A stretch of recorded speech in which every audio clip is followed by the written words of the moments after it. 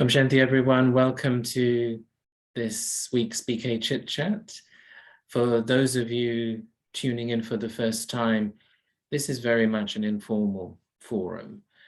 We are not presenting like a center's morally program. These BK Chit Chats are not designed like that. Ranjan Ben and I have been students at Delhi Janki Center in London since 1982. And we are sharing our experiences. Other brothers and sisters are sharing their experiences. And one of the things that we want to encourage is people to feel free to ask questions. So if someone feels that they've got a silly question that they don't want to ask in their own Morley class, in their own center, you can ask the silly question here. If there's a question that you think you should know, and yet it's still fuzzy, you can ask it here. If someone is having a thought which is contesting the norm, you can share it here. And we've got plenty of experience in this room to challenge you anyway, so don't worry. We will challenge, we will ask, we will think, but everyone's heart is in the same place. Self-progress, moving closer to Baba, understanding the morally better. So that's where we come from. So we usually have a bit of a chit chat like that, open discussion at the start. And then the second part, we always want to, of course, refer and defer to Baba's morally. So Ranjan Ben and I are big morally readers. So we don't like to just have BK discussions. We like to bring in a morally, and then we can have some more thoughts on that, and that morally informs our thinking.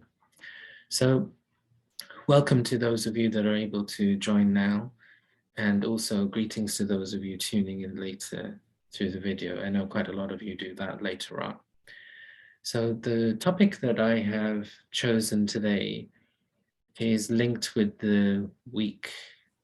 this week's topic. I think it is a week's topic of how are we dealing with our karmic accounts. And we've been hearing this narrative from Baba in different ways, different aspects of it. Today, the narrative in the Murli was surrounding healing. And as I was saying in today's Murli revision, that a lot of what we do in Bhakti is actually connected with trying to heal ourselves or heal others. And I think it's very natural for a Brahmin to come to Baba and have that expectation. I don't think that we should look down on that. I think that it's a natural question to ask, that we've now got access to Shiv Baba. So can Shiv Baba's energy heal my physical ailments or something of that nature? And there's quite a few things like that when we hear in the Morali, that Baba draws a clear distinction between what he does and what we think he should do or what we think he does. For example, he takes up this aspect of telling our future, telling our fortune. Hinduism is a very astrological religion. So Baba says, well, we'll just go to an astrologer. This is the way he puts it in the Murli. I've come to teach. So he's very, very clear with his boundaries. He's come as the father, the teacher, and the Sadguru. And mainly he's come as the teacher. That's the main thing he does. So he doesn't get into these other things that we might think he could do. But he focuses on teaching us what is good karma, what's elevated karma, what is bad karma. He teaches us the method to lighten the load of past sinful karma. And then in terms of healing, he's talking about a solution that means we have no more ailments for half a cycle. And so he's focusing on the root cause of everything, which are the vices inside of the soul, the alloy inside of the soul. So there's a lot of narrative around that. But what he moves us away from is that our current body can become well through that. He says we're going to have to change the age. We're going to have to go into the golden age if you don't want any ailments at all. So Baba's looking for an absolute solution, not for dealing with little bits and pieces of everyone and keeping everyone in this world. And then you cure one illness and another one comes. He's saying, let's just set a foundation of purity so that there are no more illnesses for half a cycle. So his approach is like that. So today, the morally that we're here a little later on is around, well, how do we then deal as we're facing different karmic accounts? And Baba in that morally is talking about keeping the intellect light. So I was saying this morning that we've got the power of knowledge, we've got the power of yoga, but still it can be quite frightening, actually dealing with different karmic accounts. There's so many Brahmins who have cancer diagnoses or other types of ailments, and it's not so easy to deal with these things. And then karmic accounts can come in terms of relationships, it can come in terms of wealth, it can come in terms of different societal pressures. So one thing that I noticed these last 2 Thursdays in the bold messages, I heard them all again, once or twice actually, and I was looking at the ones from Mother Band, looking at the ones from New York these last 2 weeks, and it's the word that kept coming up: external challenge. So there was this narrative in those messages surrounding external challenges, and Baba saying that those external challenges should not affect your internal stage. This seemed to be the major narrative of these last 2 weeks, all messages. So I wondered, brothers and sisters, what your thoughts and experiences are, really, as we deal with different karmic accounts. What sort of methods and thoughts and things have you been using? And also this week, what are the sorts of things that have been in your mind? What have you been churning on? So would anyone like to begin? Going away from the topic that we're just discussing, on yesterday's morning, Baba brought up a solution or an answer to a question that I think most Brahmins had in their minds, is where is Baba when he comes down, relating the Avyak Molis into Baba's body or into Daddy Gulzar's body. And he distinctly indicated the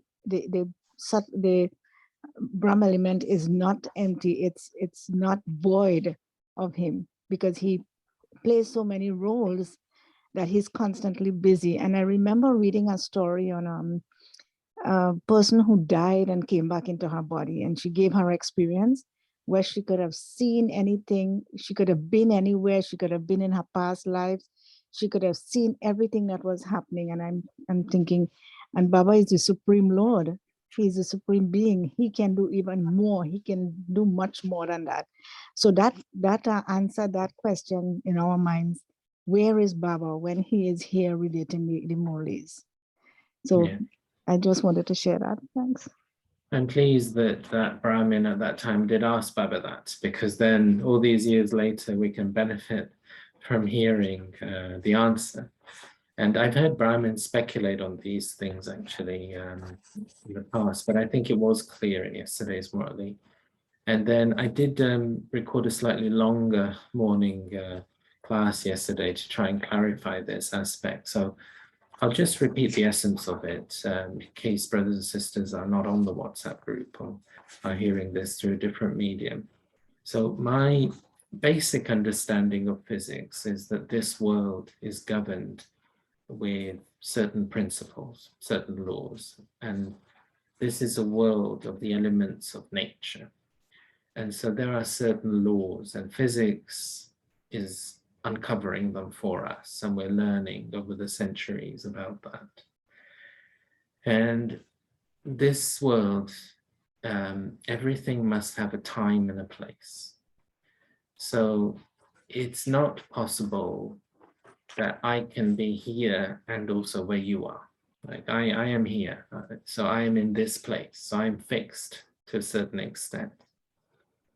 Now, one of the conversations that occurs in the Logic world surrounding all of the technological developments at the moment is that all of us are now creating digital selves.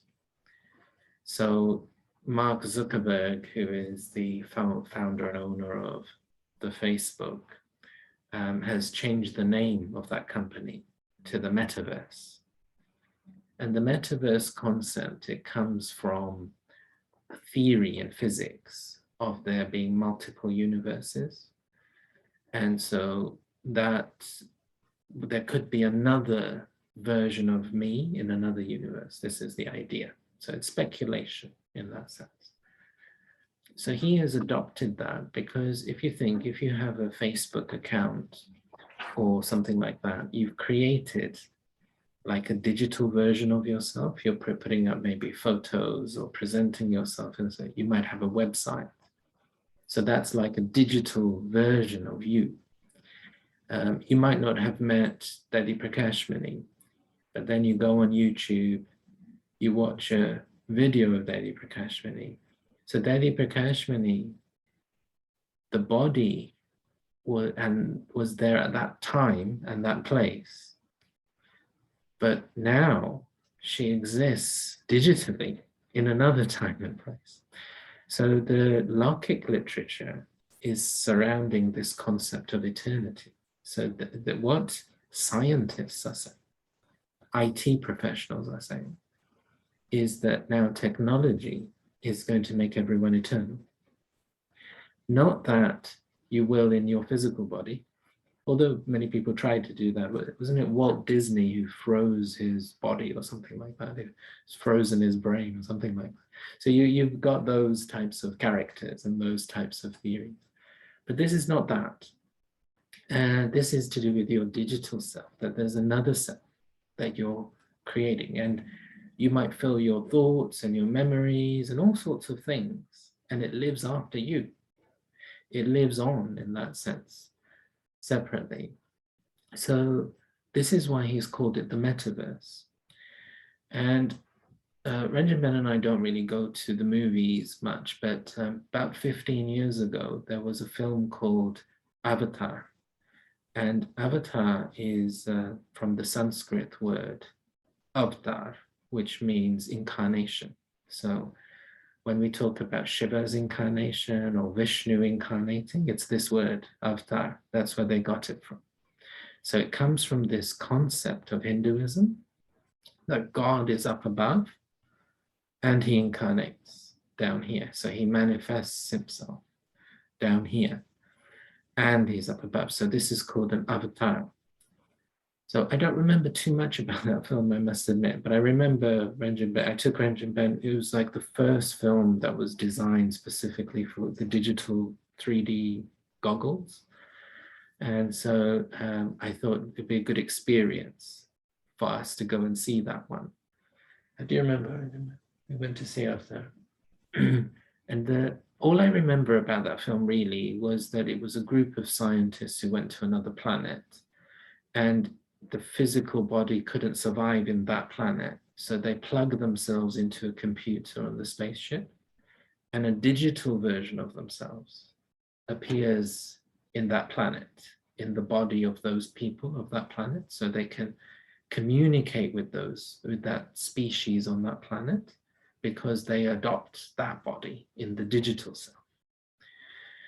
So this is that concept where this is where the Logic world is going. It's going in that direction, that we're no longer in one time and space.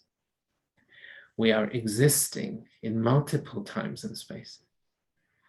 It's just that it's another version of you. It's a digitalized version. It's still you. So, for example, almost everyone has a mobile phone now, a mobile smartphone. So you are already partly robotic.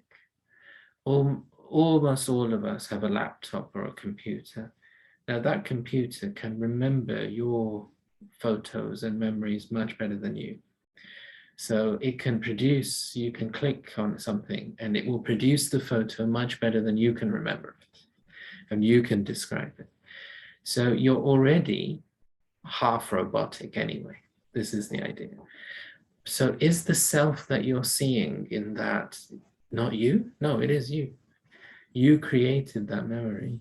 You then recorded that memory. You then saved it on your computer. You did that. So that is you.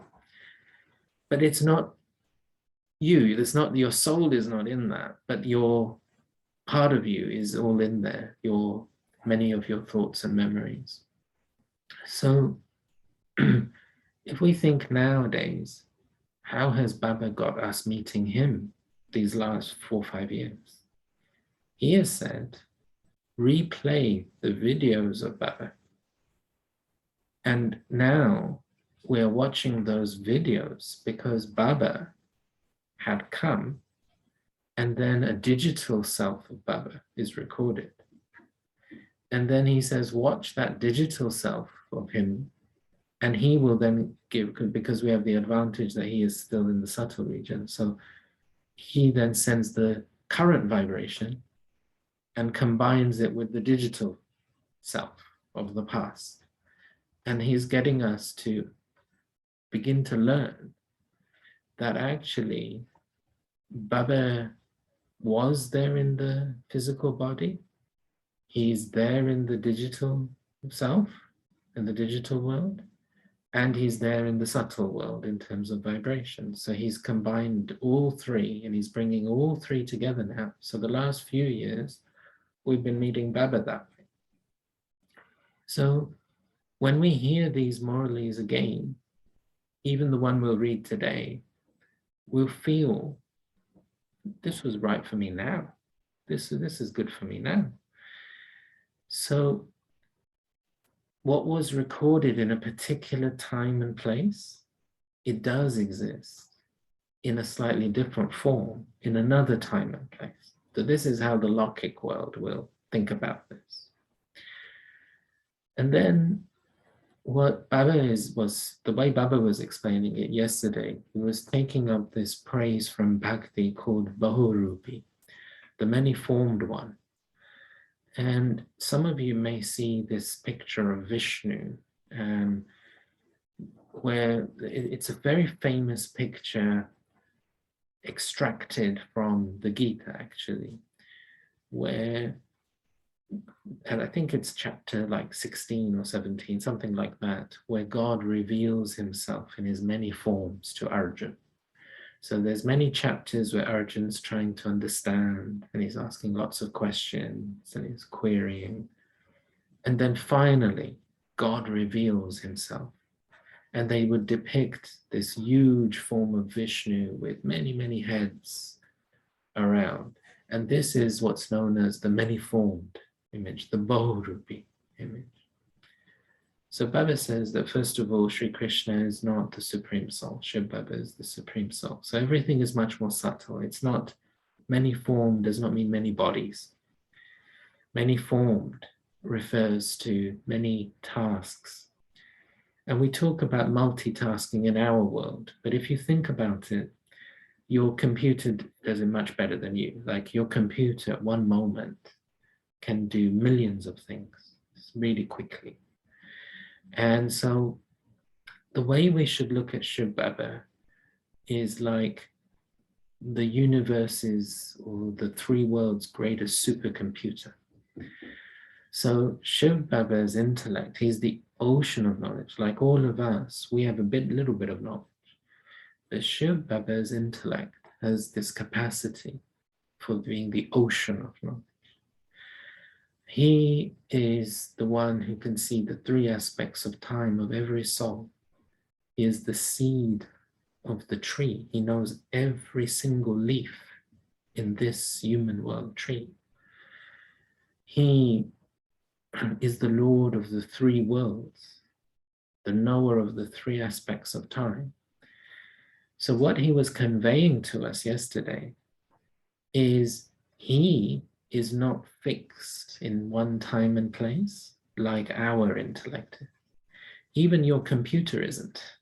So even your computer is much more able than you to remember things and do many things at once. You might need to just concentrate on one thing at a time, otherwise you forget what you're doing. But your computer can do many, many things at once. Shiv Baba is this great supercomputer of us all. So he is able to do many, many things all at once. And so his tasks around sustaining so many souls, like every Brahmin will feel that Baba is with them. Since Brahma Baba has become an angel, he's also become on that level. So people feel, and we've heard Murali's recently about that, where Baba's been saying that Brahma had to become an angel so he could sustain all the Brahmins all around the world. So Brahma's capacity also changed at that point. We were hearing that 18th January Murali, I think from, it was from 1989, 1990 something, yes, just a few weeks ago.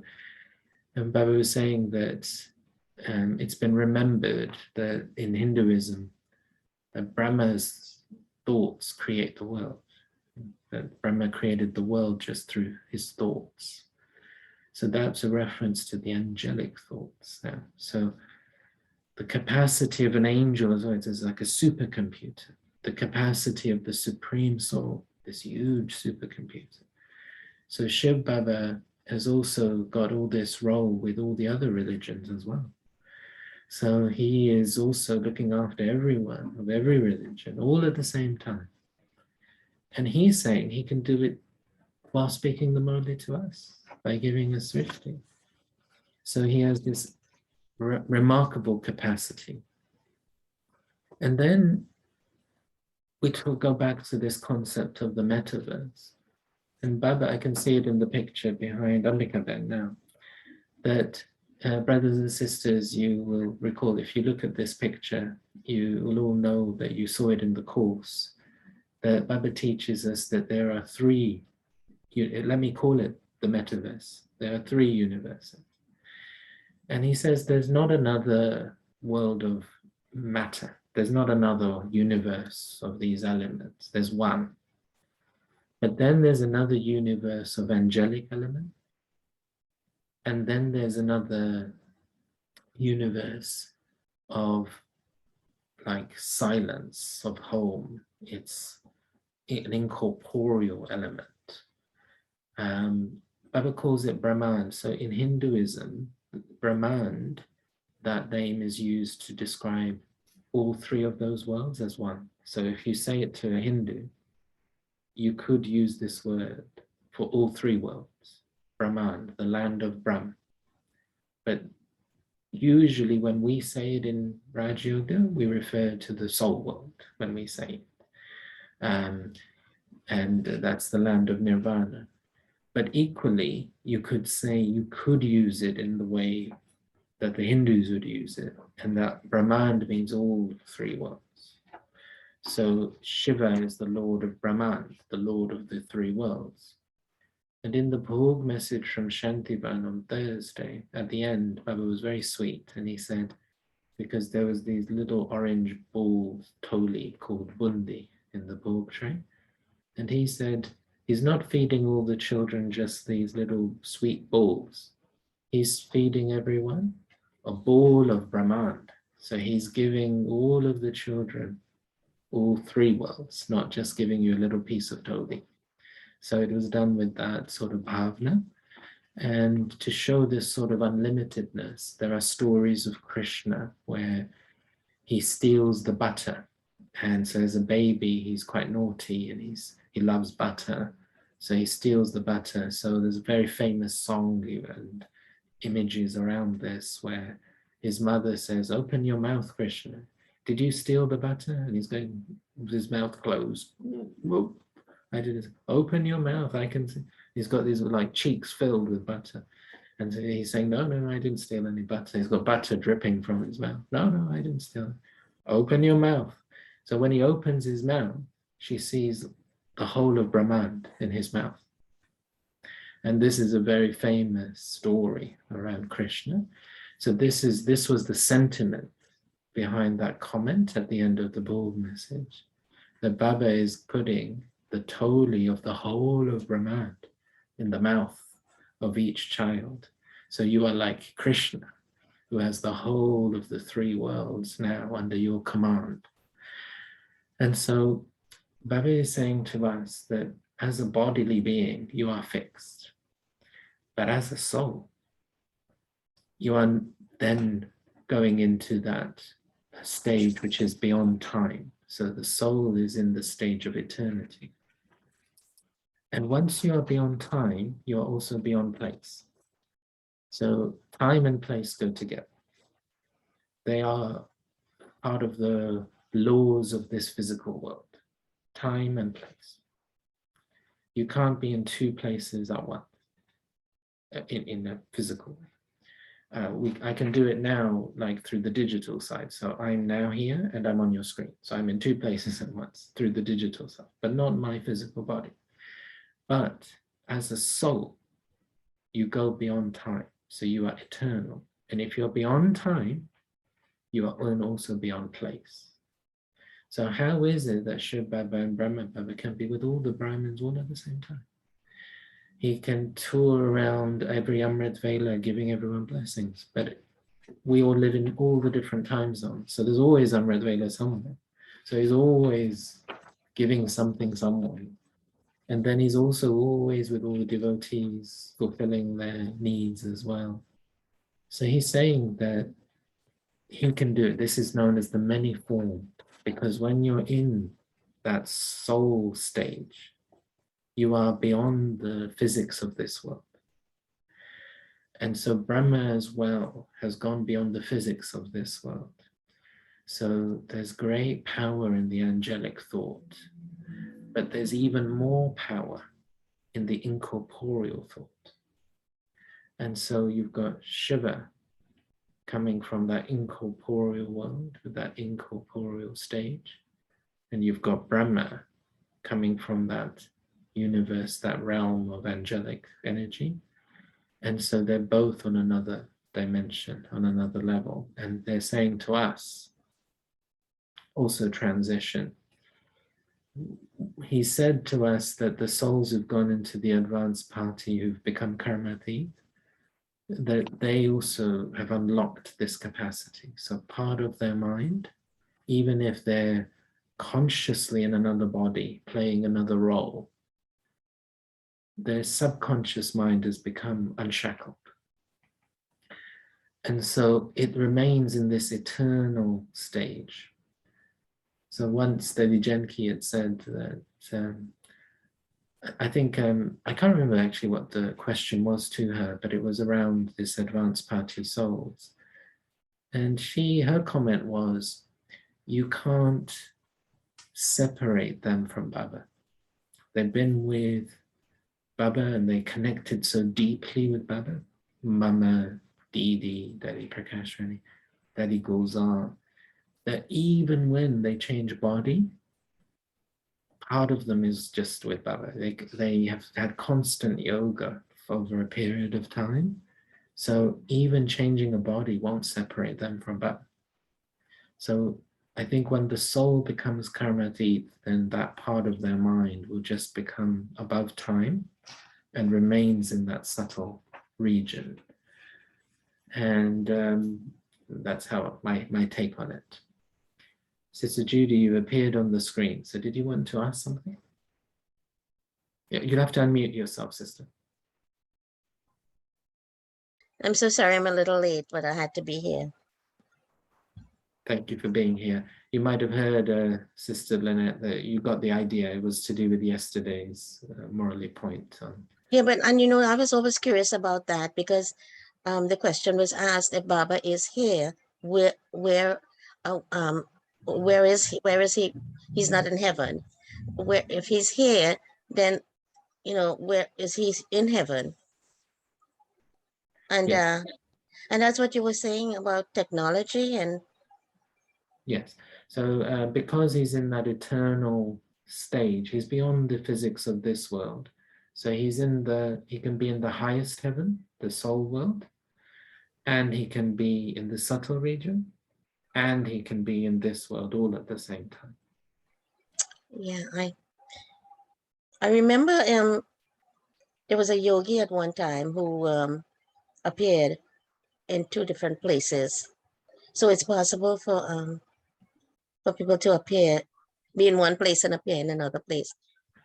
Yes, I think that would be more like the perception that you can give another person rather than his body being in 2 places. So it would be like maybe some sort of a visionary experience or something like that going on. So as you say, you use the right word, appear.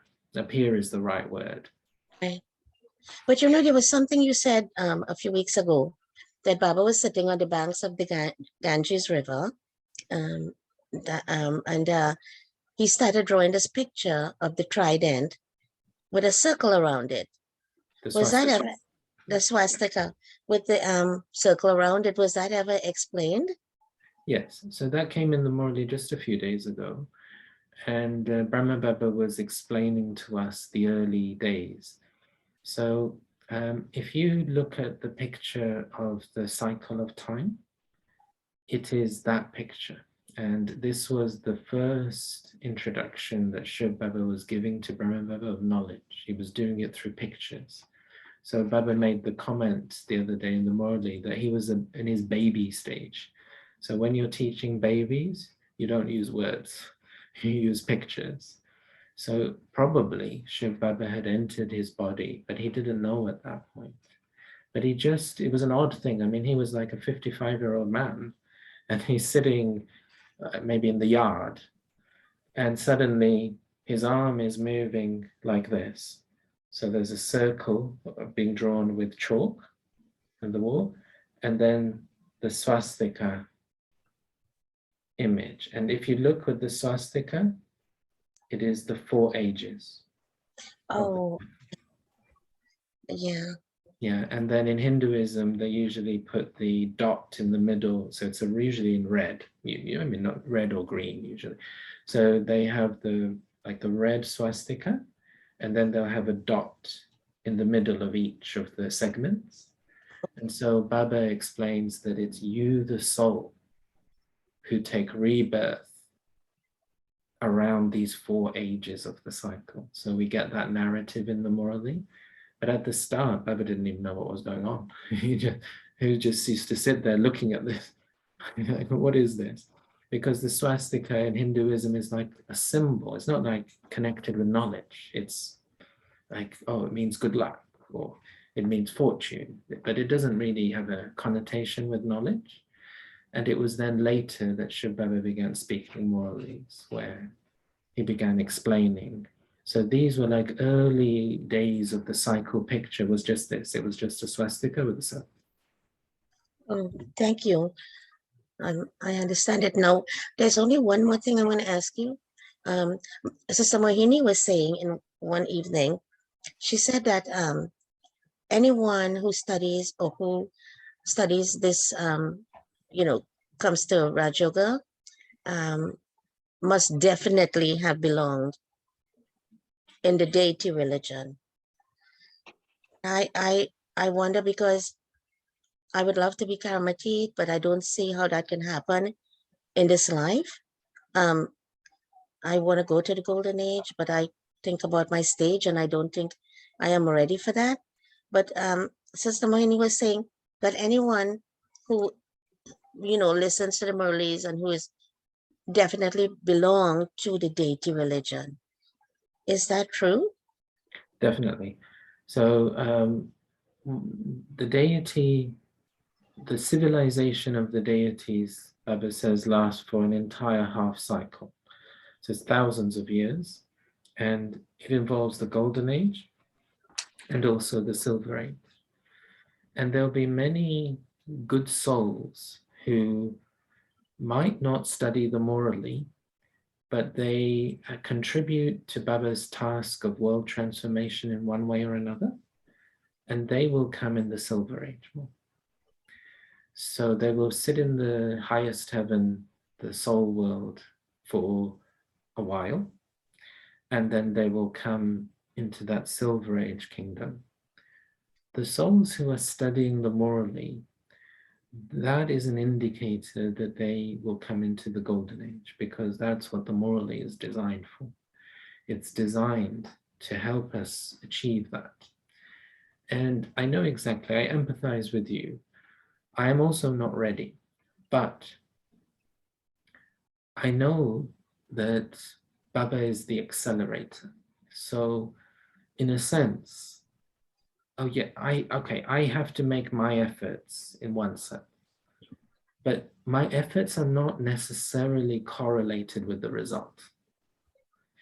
So it's not that I have to make this much effort, then I will become a deity and an angel, but actually there's an accelerator, there's a multiplier in between. So the little bits that we do get multiplied multi-million fold, and they're being accumulated in our account. So we are not aware of it, and there's no need for us to think about it too much. But actually all Brahmins are accumulating a lot more than they think. So just the act of following Srimad. So if you get up for Amrit Vela in the morning, Baba's going to give you attainments at that moment, but you're also accumulating in your future account. You read the morally, you do any type of service, you listen to anything, all of that gets multiplied multi-million fold and accumulates for the future. And how I envisage it, a few weeks ago in one of the Borg messages, Baba said at this current time, Baba's giving extra blessings. So we're now currently going through a bonus period. And I think what will happen is that Baba will give more of these bonus periods. So he made a comment this morning as well that there will be some souls that they'll have, through their luck, they'll come and really become very close to Shiv Baba in the rosary of victory, even if they came at the end. So there'll be some Brahmins who might only have 1 year to be a BK before the end of the Iron Age. But Baba will give them such bonuses that they could still get them as well. So I think Baba is committed to getting all of the Brahmins there one way, by hook or by crook, there's a saying in the Lokik world, that however he's got to get us there, he will get us there. And then the other narrative that we've had today in the Morali and in quite a few Moralis and Borg messages, which is linked with today's topic, is that drama is going to settle our accounts for us as well. So if you were able to catch the Borg message that was from Om Shanti Bhavan this week through Sister Shashi, Baba was saying that the challenges are coming in front of the children through nature, through situations, through Brahmin's old sanskars, and through Brahmin's karmic accounts. So there are these 4 avenues through which challenges are coming to the Brahmins at this time. And Baba's guidance for us was, don't view them as bad. All of those 4 things at confluence age are actually there to move you forward, to help you progress in your stage, and also to make you complete with virtues and powers. So drama is also accelerating our settling for us. And so I think that, again, I don't think you should worry. I think that what we have to do, you're definitely a golden age soul, and then you just got to get on with enjoying your study, your yoga now, and maximizing the time with Shiv Baba, and then trusting Shiv Baba to look after your future. Lady Janki used to be physically unwell. She suffered from tuberculosis, she had a thyroid problem, she had asthma, all these sorts of ailments. So in the 1950s, the other daddies were sent off to open centers in India. But the doctor had said the daddy shouldn't use the trains in India because it was triggering her asthma. If you've taken trains in India, you would know they're quite rickety. They're like the old school, they jar as you sit. So daddy jarring along for many hours, it was affecting her health. So the doctor had told Baba not to send her. And then you're struggling to travel in India if you don't take the train. So she had to stay in Madhuban.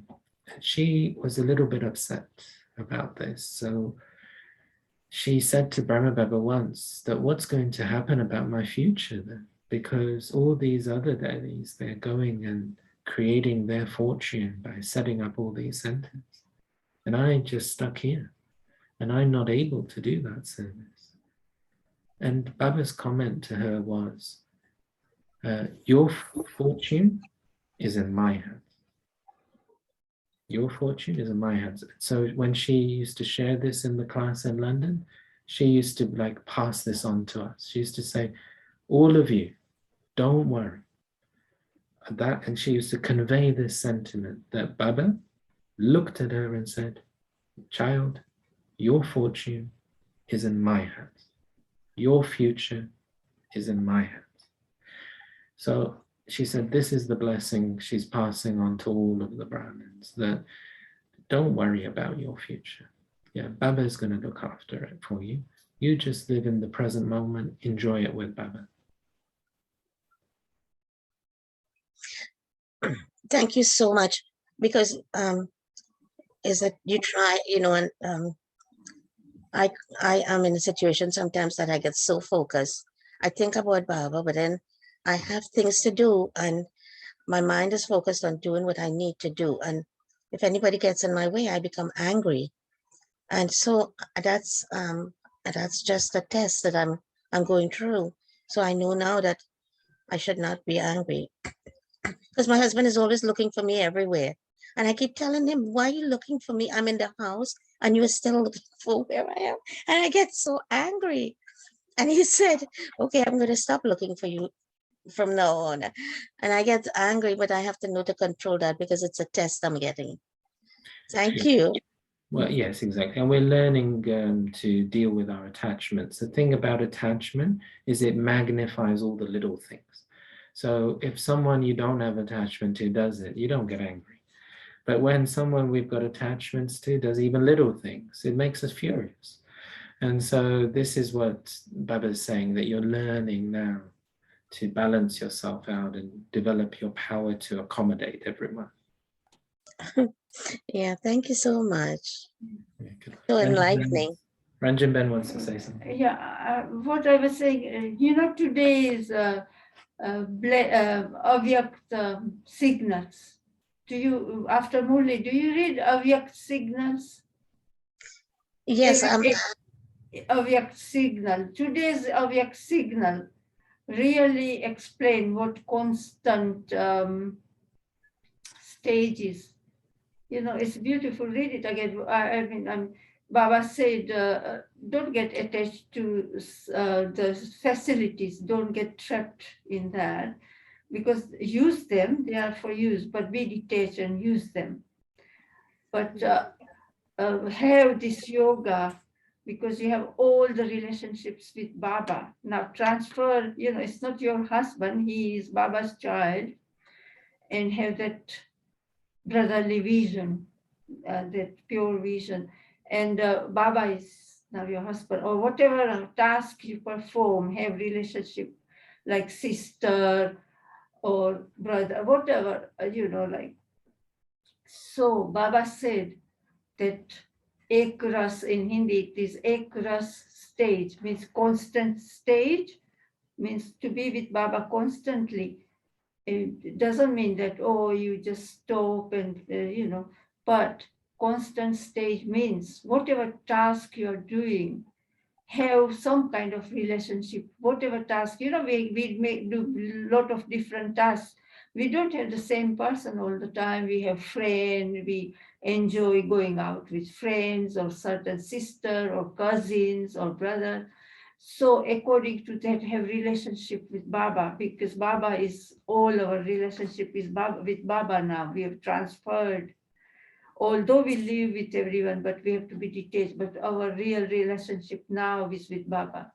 And so Baba said that is constant state. So read that again. I'm going to read it again as well and practice and put that in the practical life. And I've in the past I practiced and enjoyed it, but then after time, time to time you forget because of you get trapped into this worldly things or something. So that would help you to not to be angry like that. Keep Baba in between, and Baba will help. That's what I find. Yeah, I do that, and I take Baba with me Yeah. everywhere I go. But- Yesterday I had to make a decision, and I said, Baba, come with me, and I did make a decision. So I have to have faith in that I did the right thing.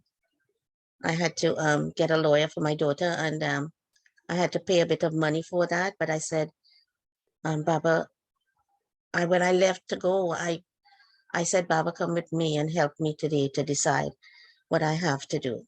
Because she's in a situation where her children were taken away from her, and she has a lawyer right now who's a free lawyer. Sister, we won't go into your Oh, personal okay. details on Okay, this. okay. But yes, you're doing the right thing in terms of using Baba. Thank you so much. Thank you so much. Thank you. Om Shanti. Om Shanti, great to see you. Would anyone like to share anything? This morally we're going to hear today is also going to help a lot. Ambika? Om Shanti again. Baba often says drama is benevolent. So drama is there also to help us move along, as you've said before, and that really for karmas, as where you spoke earlier on, where the karmas are concerned, the deep philosophy of karma, when we really understand that with Baba's knowledge, is that really everything is beneficial. And whatever comes is to allow us to recognize our own strength or weaknesses, and lets us know, okay, once I'm honest with myself, what I need to work on, where I am at this point in my life. So that, they always have this saying, you always see it on Facebook, that if it is you have not learned the lesson, the situation will continue to come. So we may move from one job, or we may move from the relationships around us, but something will always come up. And it is really, once I have recognized that, it is allowing me to recognize where I am, what I need to work on, and where it is to become more elevated, to make myself strong as Baba wants me to become. So karma coming, whether it's to be as terrible, whether it's in the form of illness or so, I think once that acceptance is there, and the knowledge of the past, Baba has given us so much. We may not have had, we've seen the daddies, what have they done that was wrong in this birth? From children, they have followed this elevated path, but they went through quite a bit physically with their bodies.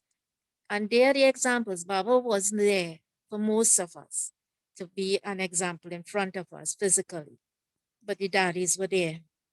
And if we sometimes may become discouraged, but for me, I look at the daddies, and they went through it. Yes, their path is fixed, but it's to be able to accept.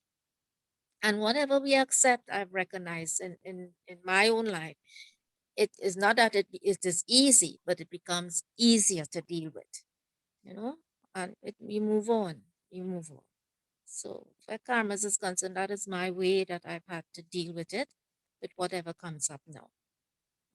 I think that's a good tip. Examples really help, don't they? They give us a lot of strength. So yeah, I think that is a very, very good tip, good advice.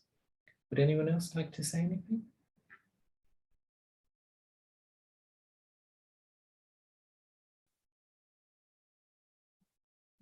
You know, brother, I wanted to just say something with the Murli that catch me today.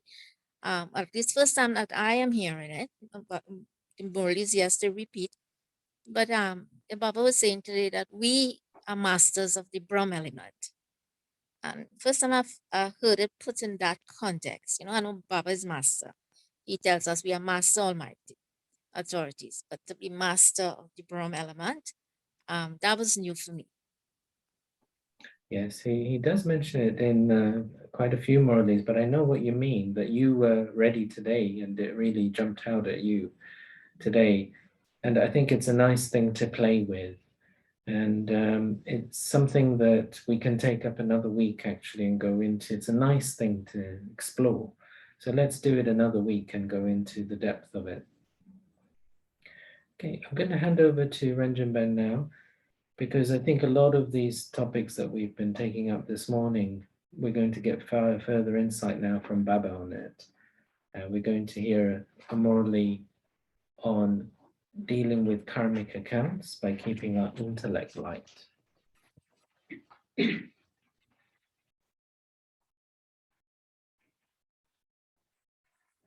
ahead, Ranjan.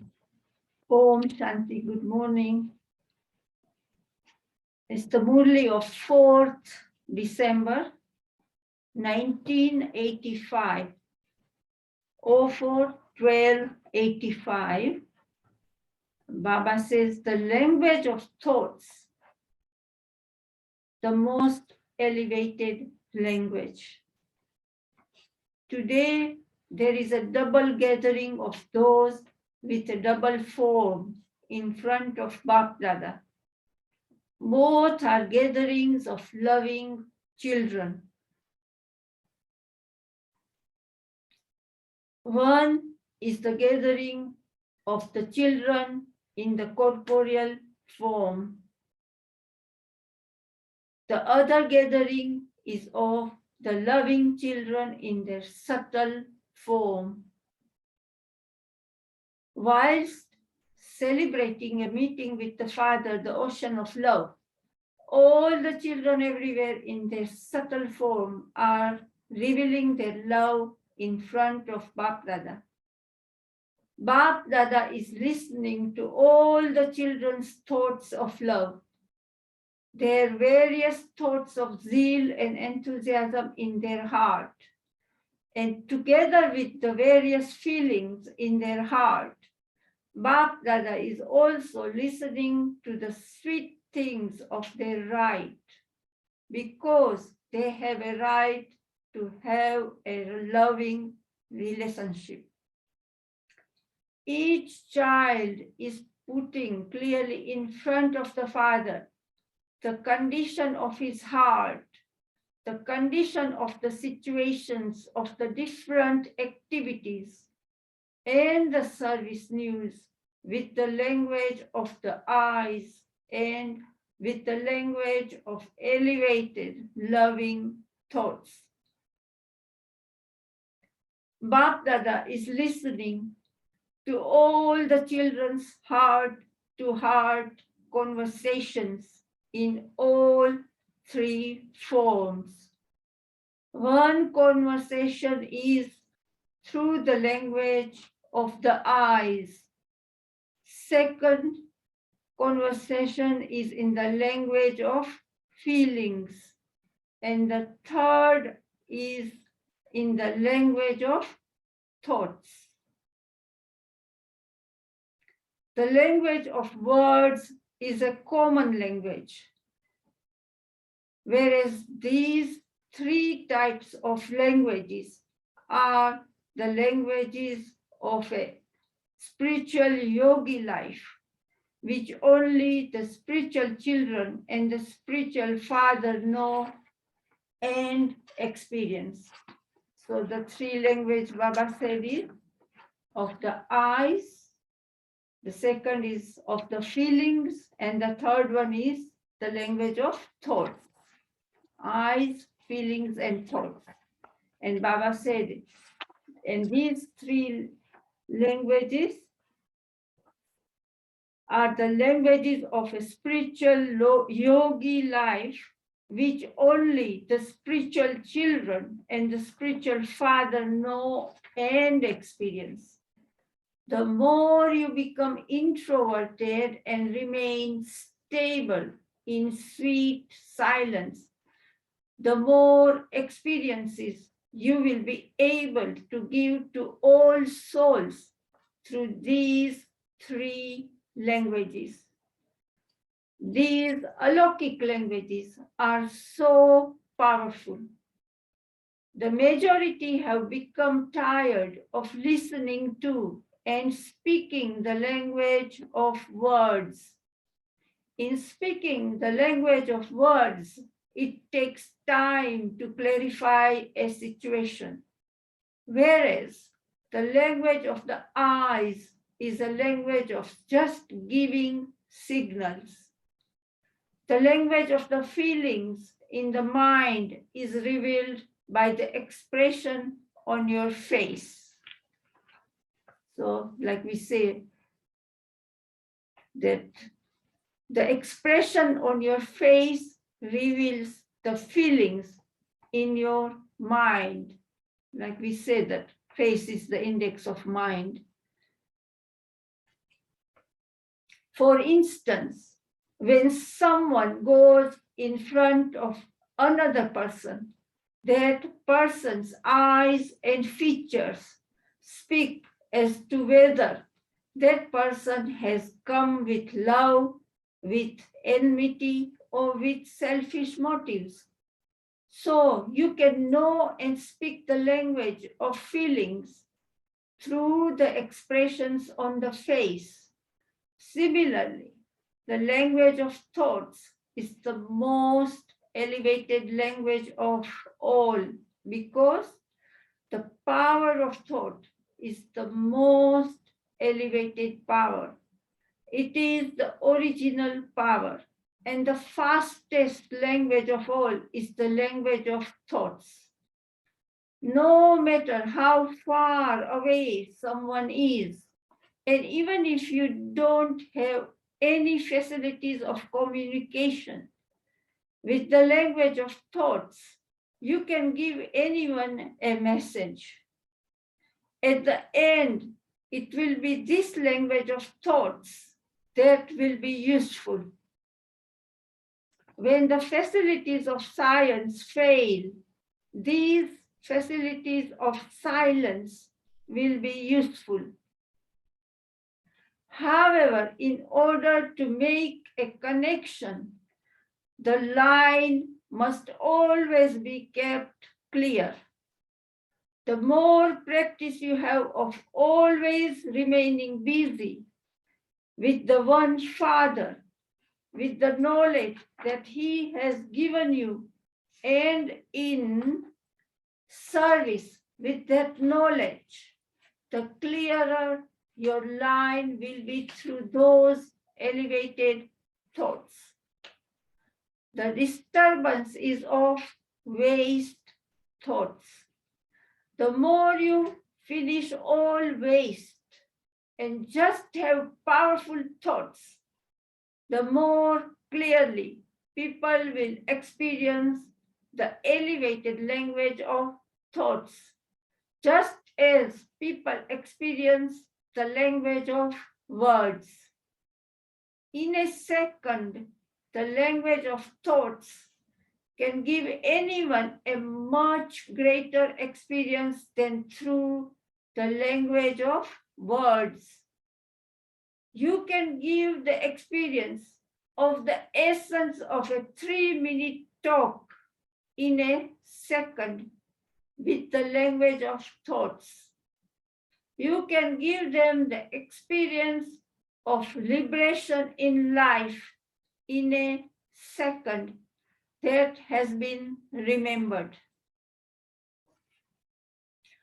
The language of introverted souls is this spiritual language.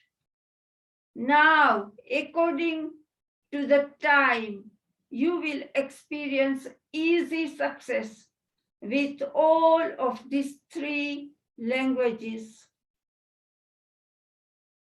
It will take less effort and less time, but success will be easy.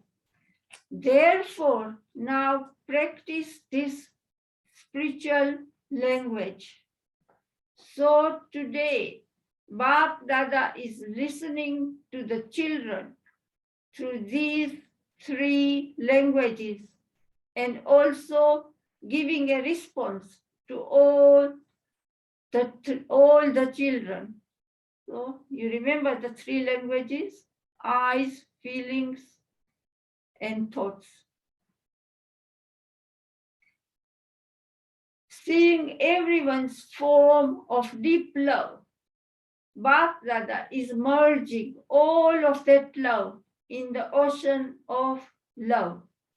He is giving everyone the elevated blessing of making everyone's remembrance a memorial. Knowing the different feelings in each one's mind, Bap Dada is giving all the children the response of all of those feelings with the pure wishes. May you always be free from obstacles. So it's like a blessing that Baba gave us. May you always be free from obstacles. May you be powerful. May you be full of all powers with the pure wishes of the Father, whatever are the pure wishes of the children, whatever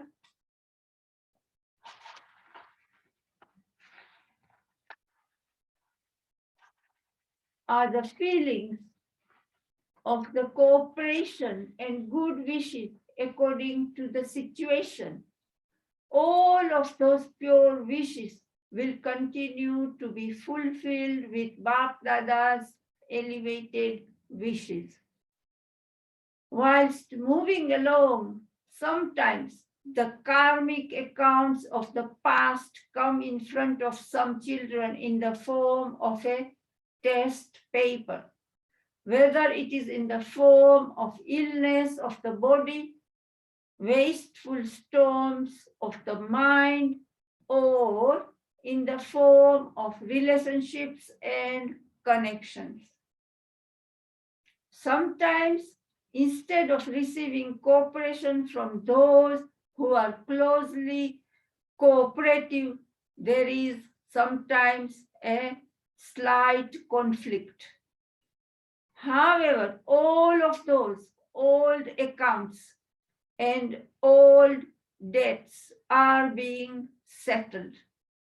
Therefore, instead of getting involved with upheaval, if you make your intellect powerful, then with the power of the intellect, instead of experiencing those old debts as debts, you will always experience them to be responsible for enabling you to always pass.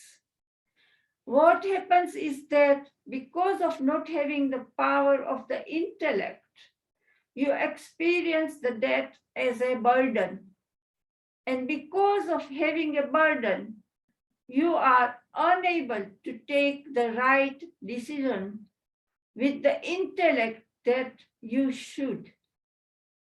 Then, because of not taking the right decision, the burden brings you down even lower. You cannot then go to the height of success. And this is why, instead of the debt being settled, in some cases, it continues to increase even more. Therefore, the way to settle all the old debts is to keep your intellect constantly clear. Do not keep any burden in your intellect. The lighter you keep your intellect, the more the power of the intellect will easily enable you to achieve success. Therefore, do not be afraid. Finish the waste thoughts that create a burden, such as, why did it happen? What happened? Perhaps it is like this. And keep the line of your intellect clear. Keep it light. Then with your courage and the Father's help, you will continue to experience success. Do you understand? Baba says, instead of being double light, you take on a double burden. Will the double burden of the accounts of the past and waste thoughts take you up or bring you down? This is why Bap Dada is specially drawing the attention of all of you children. Always continue to settle the burden of the intellect. Any type of burden changes the yoga of the intellect into the suffering of karmic accounts. Therefore, always keep your intellect light. So the power of yoga and the power of the intellect will finish any type of suffering. Everyone's different form of enthusiasm for service has reached Bap Dada.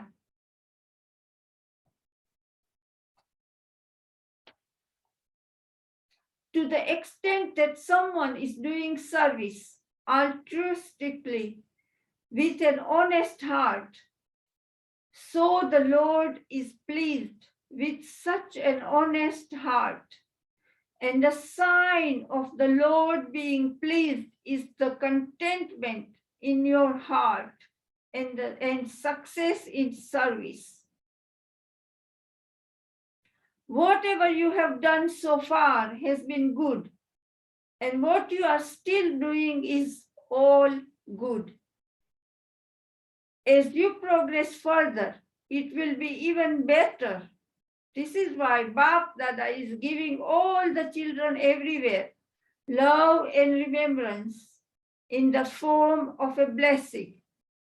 Always continue to progress and continue to grow with the right method. Together with this blessing, Bap Dada is giving multi-million-fold love and remembrance. Bap Dada is giving a response as well as congratulations to all the children who have written physical letters or sent letters through the mind. May you always continue to live this elevated life whilst making elevated effort with such elevated feelings of love, Baba's love, remembrance, and namaste. Shall we read the group meeting? No, stop it. Okay. Om Shanti Acha. Do you want to say something? No, I just say that. So I think we got a lot of really useful insight, and Baba's way of speaking is so royal and so sophisticated and so elevated that it's very enjoyable to listen to. And we were talking at the beginning that these facilities of science have kept us going through this pandemic. If we didn't have the internet and we didn't have Zoom and other things, then we'd all be sitting on our own during this pandemic, and it would have been a very different experience. But Baba's saying that it's inevitable that these things are going to fail. And Baba is training us now for our wireless connection. There's one morally where Baba says, when your intellect is viceless, it becomes a wireless connection. And maybe we'll read that morally another time. And in this morally, I was saying that you are so used to human languages, but you're not used to the language of the soul, the language of the angels. And Shiv Baba and Brahma Baba, they communicate on that level. They communicate through the language of the eyes. They communicate through the language of feelings. And they communicate through the language of thoughts. And these are languages that we have forgotten. So Baba is tempting us to learn them again. And we can only do that as we practice introversion and concentration. And Baba is saying that as you deal with different accounts, you have to keep your intellect light. If you carry the burden in your intellect, you lose your connection with Baba. And you can then end up taking the wrong decisions. You can handle things incorrectly, which actually results in the burden increasing. And so the key to taking good decisions is to keep the intellect light. And you can only keep the intellect light when you are powerful. So you need that power of knowledge and you need the power of yoga. When we are feeling weak and vulnerable, when we are damaged inside and we're carrying sorrows, our decision making is all over the place, really. And that's what the Iron Age is about. It's about us taking all sorts of odd decisions and decisions that are harmful, decisions that have negative consequences. And Baba is now preparing us to go into the golden age where everyone takes good decisions. So for that, we have to use Baba's help to show that we can do it now at the end of the Iron Age. Like we've seen in many news reports from around the world, all sorts of terrible circumstances can come to a society very quickly.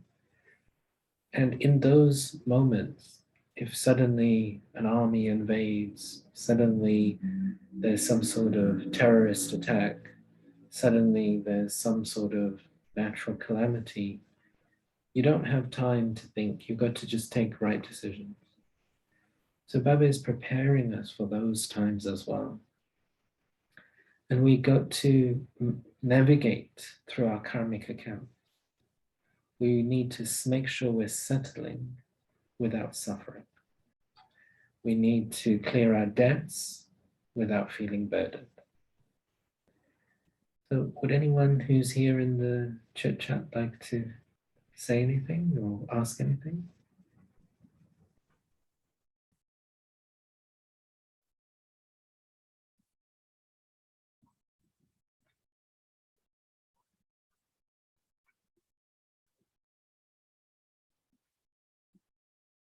Thank you so much, Brother Shalan and Ranjan Ben, so much, because you have cleared up a lot for me. Yeah, the thing about Sister Judy, the thing is that the Muralis provide all the answers. This is why Ranjan Ben and I, we don't like to hold any chit chats or discussions without bringing in a Murali. Because you find that all the questions that you have, Baba's already answered them. We just got to find the right Murali. And I mean, just hearing the way in which he conveyed it was so lovely as well, wasn't it? So I also am more clear having heard the Murali. Go ahead, Ranjan. What I was wanted to ask you, Baba said about thought.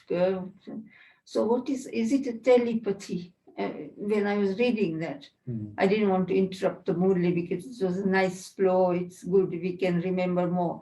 But then the word telepathy came in my mind. So is that Baba means telepathy? Baba says language of the thoughts. I think Baba actually is taking us to another level.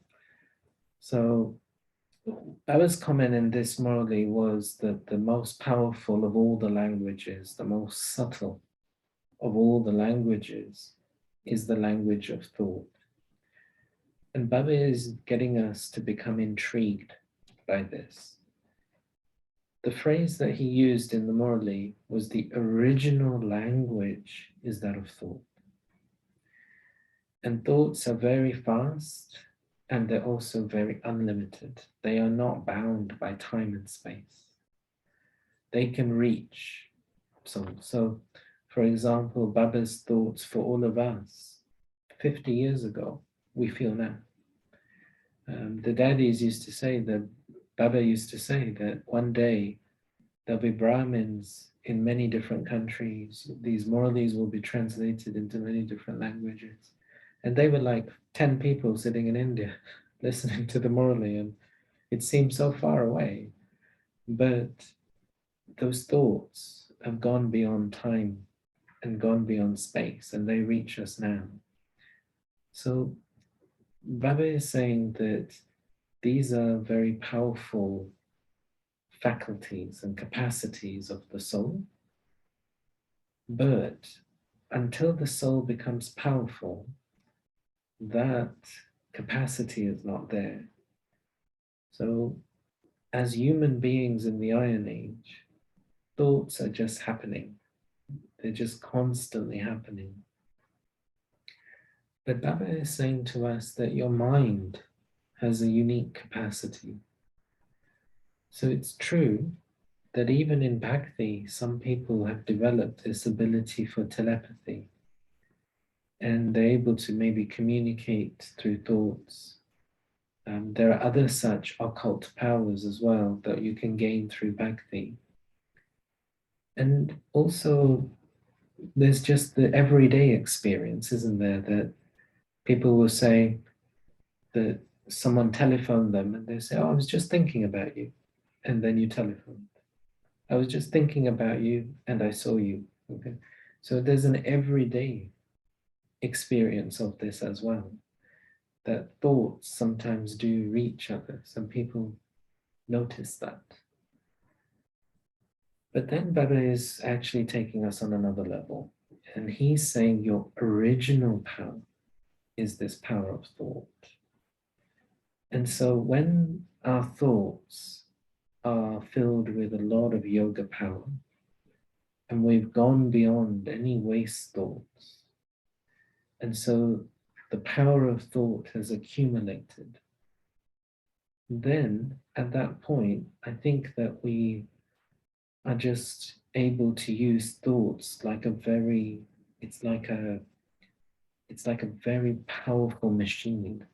It's like a tool.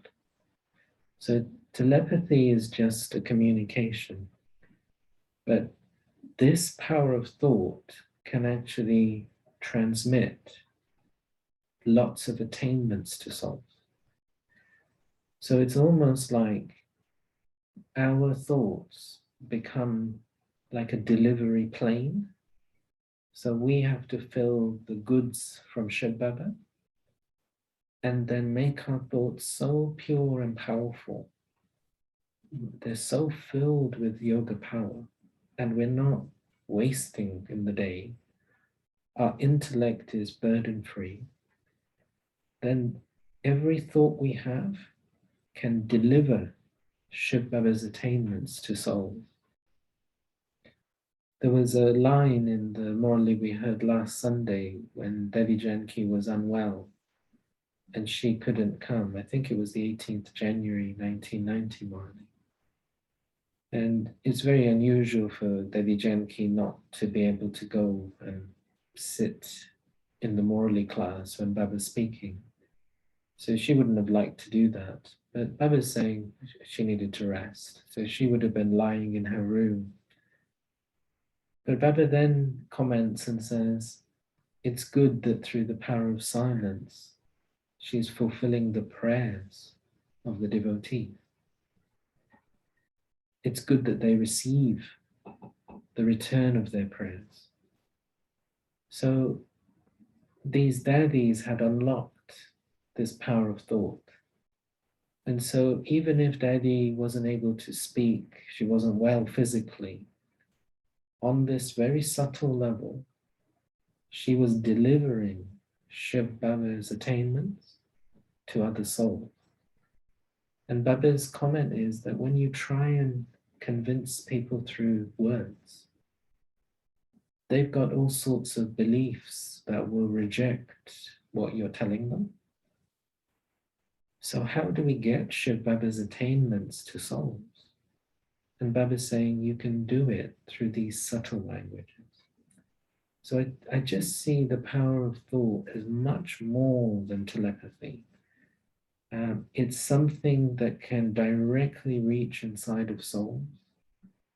It can influence the drama. So Brahmin's experience being under Baba's canopy of protection. So something was going to harm you, and somehow Baba protected you. I think in the message Baba sent for your anniversary, he said you're in his canopy of protection. So that's Baba's thoughts, right? So it's not just telepathy. Like Baba is putting a canopy through his thought around the Brahmin, protecting them. So thoughts have this great ability, which Baba is saying you haven't even really begun to discover and use. You're still thinking in ordinary ways. But if you really go into the depth of silence, you're going to unlock great capabilities. Answer the question. And then I think in terms of communication with each other, I just think when you're on that subtle angelic stage, you just intuitively know. So you don't have to even communicate. You just know the other person's heart, you know their thoughts. So I think it's beyond telepathy. It's not even needing to think so much.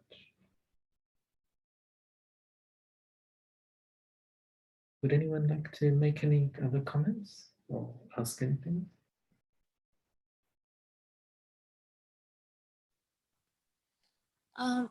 Like as in the Murli, as Ranjan Ben was reading, when Baba is talking about the language of the eyes, the intellect, and feelings, the thoughts and feelings, my thought on that is that first of all, to recognize a Brahmin is not an ordinary soul, and there's a lot of power within a Brahmin. How we use that can transmit into a positive or negative.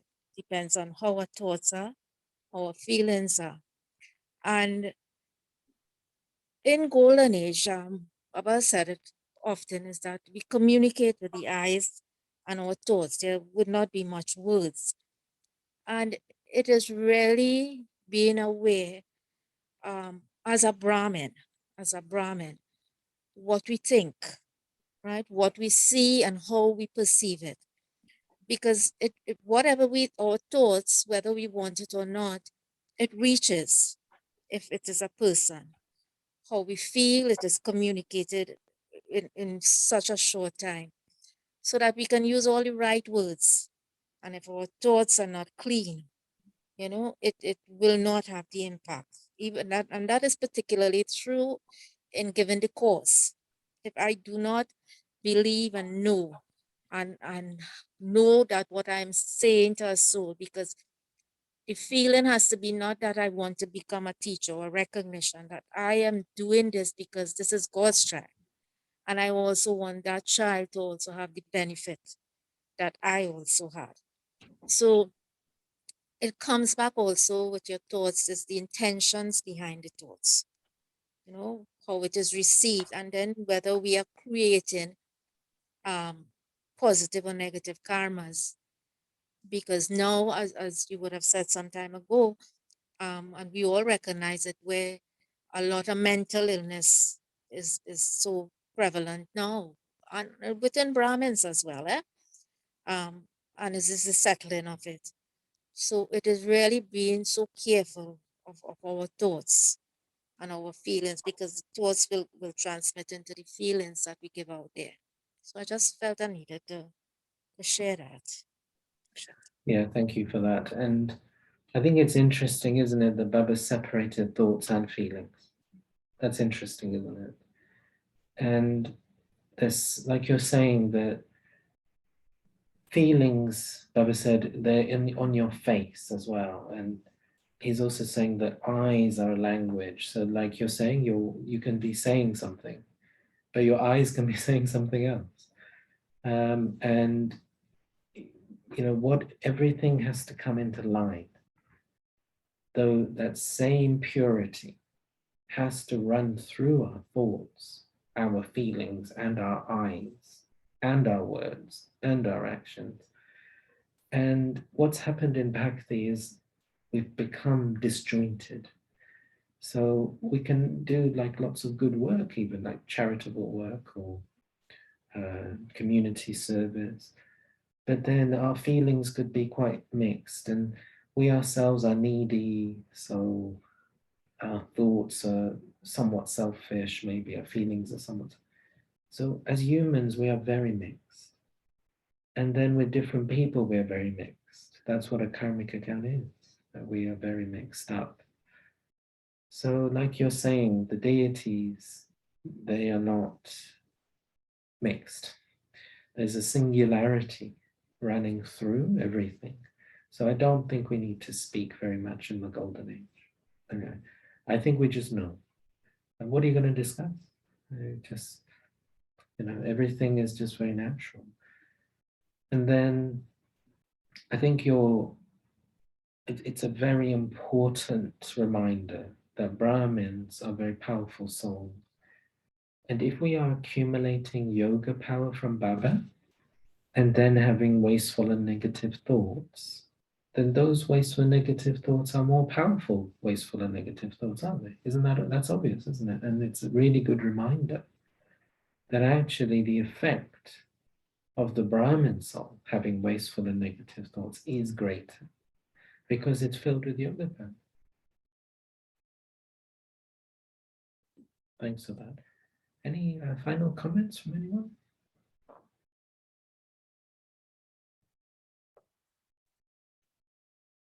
It is so important to clean your intellect, and it's sometimes so difficult to do that. Yes.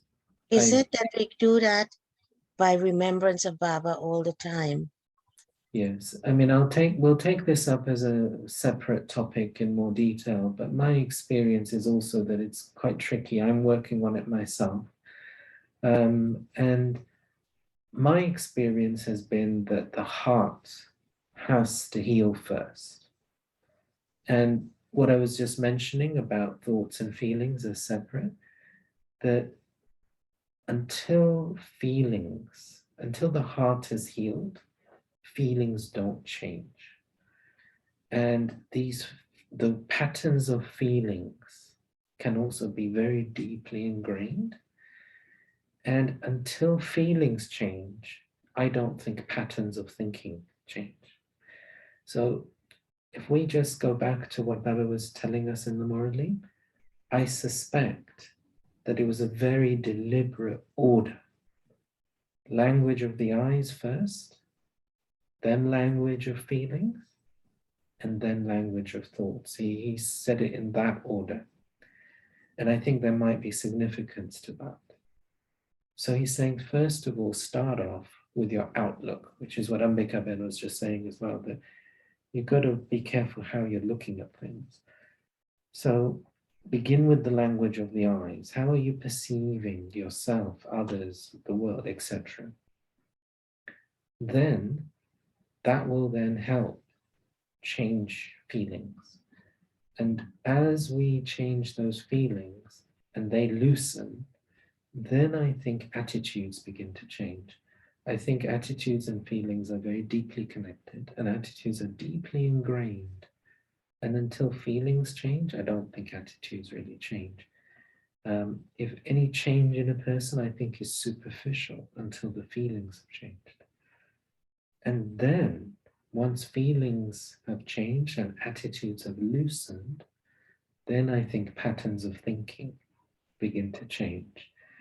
So I think it is a bit of a process, and there might be significance to this ordering that Baba has conveyed to us just now.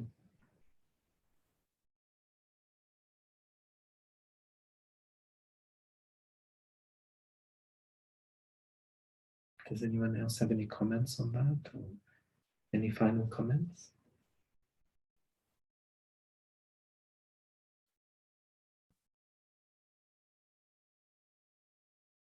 Okay, so thank you for a very rich chit chat today, and what a great morning. So I'm really pleased that we had the time to hear that one. So let's work on this week, developing our 3 subtle languages and working with Baba, working with that relationship with Baba. Baba, you handle this. I'm not going to carry the burdens anymore. I'm not going to perceive my debts to be negative anymore. I'm not going to double my burden. I am going to stay light, and I'm going to let Baba handle things. So let's work in that way. Baba's blessing was, may you be obstacle free, free from obstacle. And this is the sign of this swastika. In Hinduism, they always put Ganesh and swastika first, even before Shiv Baba, because any auspicious things, any celebration, anything, Hindus will put swastika first, even bore God himself, because God is God's blessing to Ganesh, that people will remember you first. So that much importance Baba gives to us. Actually, we all are Ganesh and Baba's children. So just remember that obstacle, that Baba is with me. No obstacles can win me over. I am the master. May you be obstacle free. So on that blessing, Om Shanti. Om Shanti. Om Shanti. Thank you both. Thank you. Nice to see you. Have a good week. Om Shanti. Thank you. Om Shanti.